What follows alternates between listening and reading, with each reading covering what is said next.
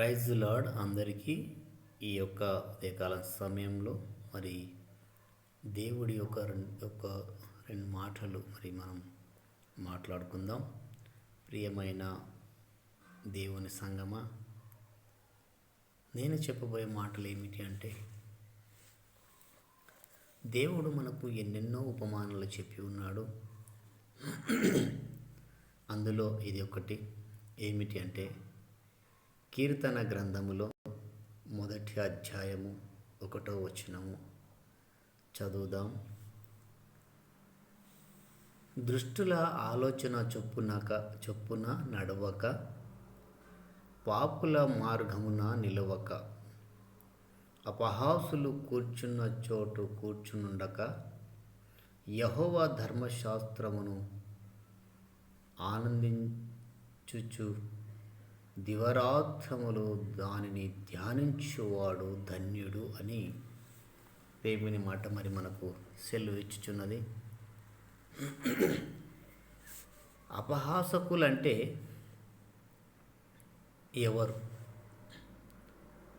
అపహాసకులంటే ఇతరులను ద్వేషించేవాళ్ళు, ఆ త్రాగుడు విషయంలో బానిసై ఉన్నవాళ్ళు. అట్లాంటి గుంపులో మనం వెళ్ళకూడదు.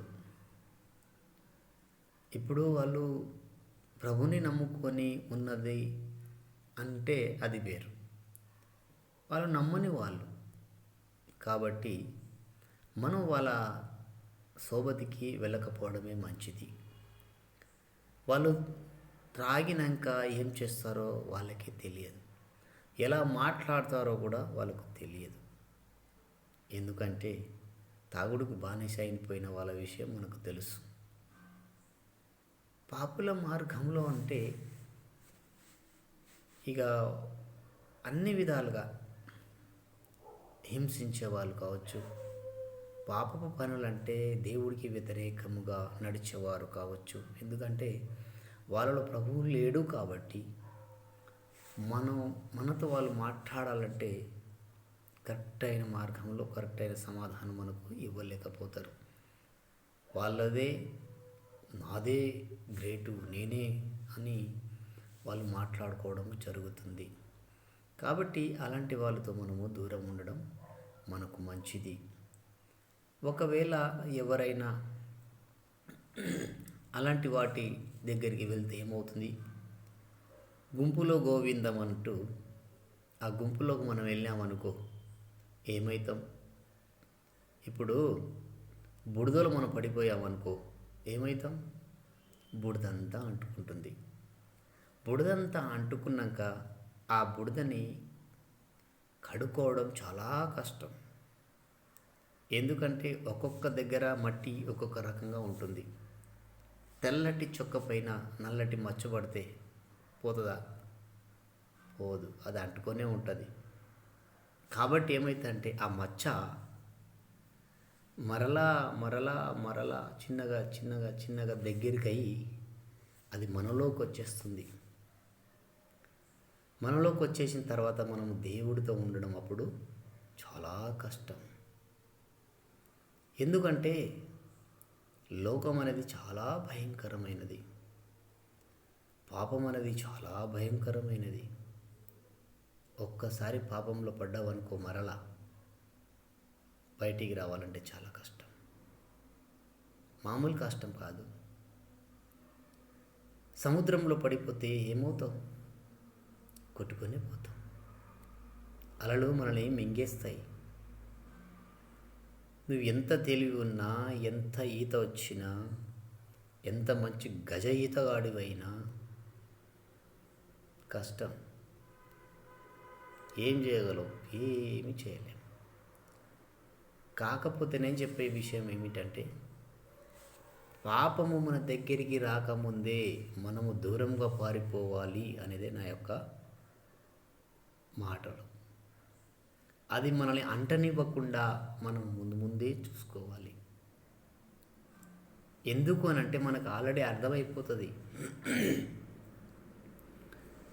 చెడగొట్టేవాడు చూస్తూనే ఉంటాడు మనల్ని. ఎక్కడ చెడగొట్టాలా, ఎక్కడ పడిపోతాడా వీడు, ఎక్కడ పడగొట్టాలని సాతాను మనల్ని చూస్తూనే ఉంటుంది. మీకు తెలుసా, మనకైతే పొద్దంతా పని చేసుకొని రోజంతా పని చేసుకొని సాయంత్రం సుఖంగా పోయి నిద్రపోతాం తినేసి. కానీ సాతానికి అట్లా ఉండదు. ఏముంటుందో తెలుసా, ఎప్పటికి బిజీ ఉంటాడు వాడు. ఎంత బిజీ అంటే వాడంత బిజీ ఇంక ప్రపంచంలో ఎవ్వరు ఉండరు. ఏం బిజీ ఉంటాడు,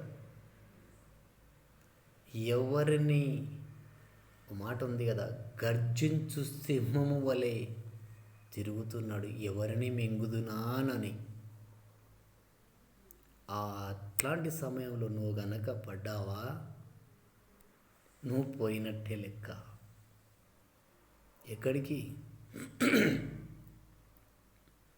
ఎక్కడికి పోతావు? ఆయన మంచి ప్లేస్ ఉంది తెలుసా, అగ్ని ఆరదు, పురుగు చావదు, అక్కడికి పోతాం చూడు. అందుకే ప్రియమైన నాకు సహోదరులకు నేను చెప్పే మాట ఏమిటంటే, పాపాన్ని మనము దగ్గరికి రానివ్వకూడదు. అది ఏ రూపకంగా అయినా రావచ్చు. నువ్వు ప్రభుని నమ్మక ముందు అబద్ధాలు ఆడుతున్నావా, ఆ రకంగానైనా రావచ్చు. లేకపోతే నువ్వు ప్రభుని నమ్మక ముందు బాగా తాగేవాడివా, ఆ రూపకంగా కూడా రావచ్చు. పడగొడతాడు వాడు. నీ మనసును అంత వాడు పిప్పి చేసి తీసుకొని లాక్కపోతాడు వాడు. నీ మనసంతా సన్నిధిలో ఉండదు. నీ మనసంతా దేవుడు పడినప్పుడు ఉండదు. దేవుడి నుంచి దూరం చేయాలన్నదే వాడి పని అది. వాడికి నిద్ర అనేది ఉండదు. 24 hours బిజీ ఉంటాడు వాడు, చాలా బిజీ ఉంటాడు.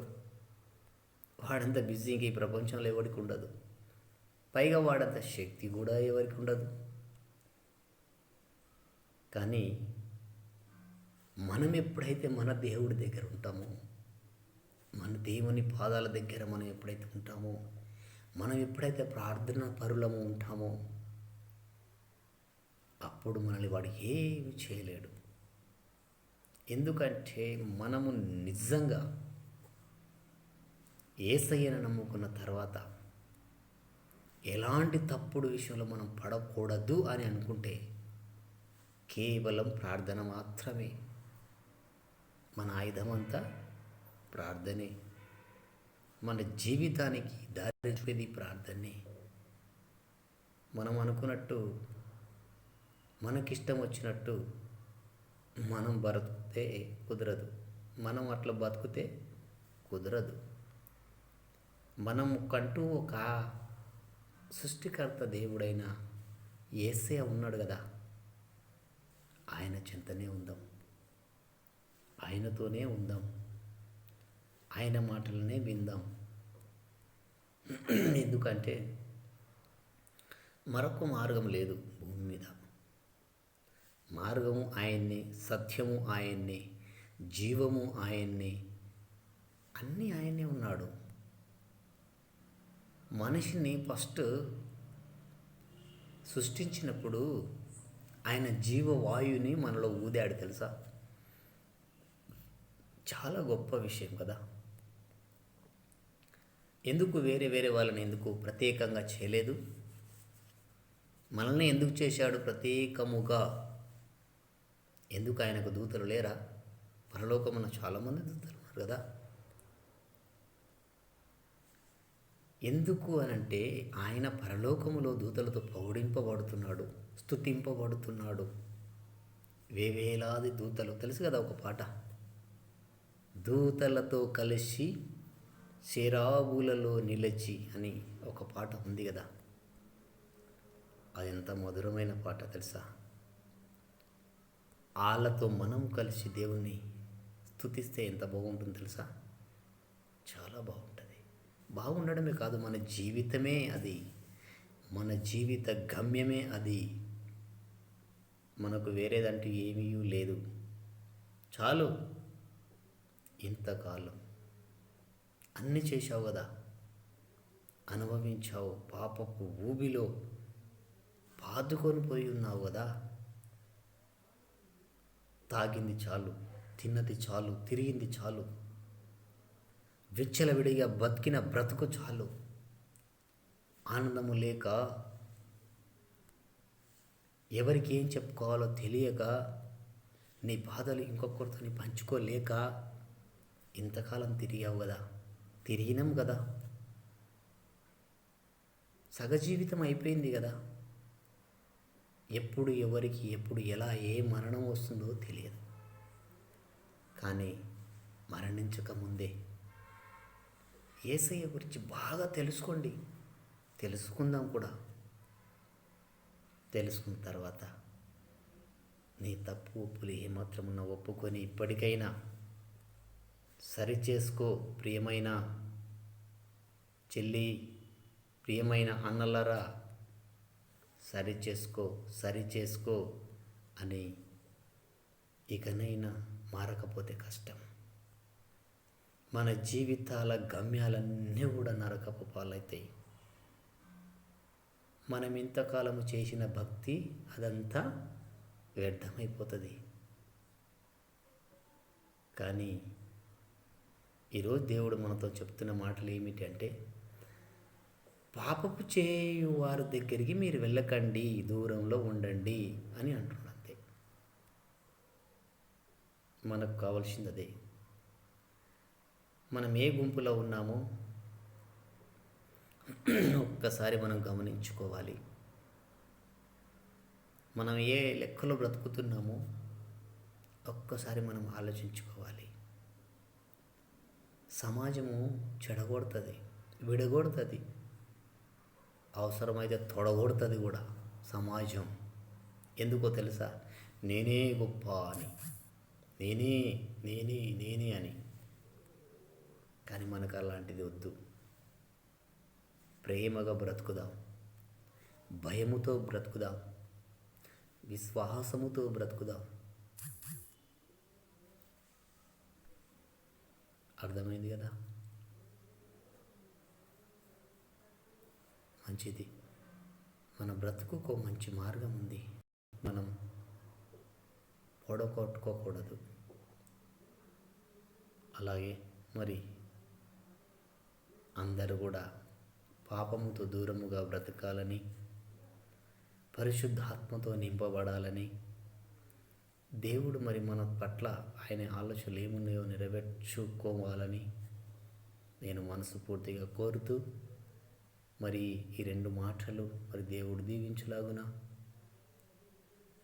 మనందరికీ దేవుడు ఎల్లప్పటికీ సుఖశాంతులతోని, మంచి విశ్వాసముతో మనం బ్రతికి దేవుని మహిమపరచాలని మనస్ఫూర్తిగా కోరుకుంటూ, మరి యొక్క దేవుడిచ్చిన ఈ మాటలను మరి నేను ప్రార్థనపూర్వకంగా యేసయ్యను అప్పజెపుతూ, నాకు నేను తగ్గించుకుంటూ మరొక్కసారి మీ అందరినీ కూడా పేరు పేరున యేసయ్య దీవించి ఆశీర్వదించాలని, మీ ఆశలన్నిటిని కూడా ఆయన భర్తీ చేయాలని మనస్ఫూర్తిగా కోరుకుంటూ యేసయ్య పరిశుద్ధ నామములో అడిగి వేడుకొనుచున్నా. ఆమేన్.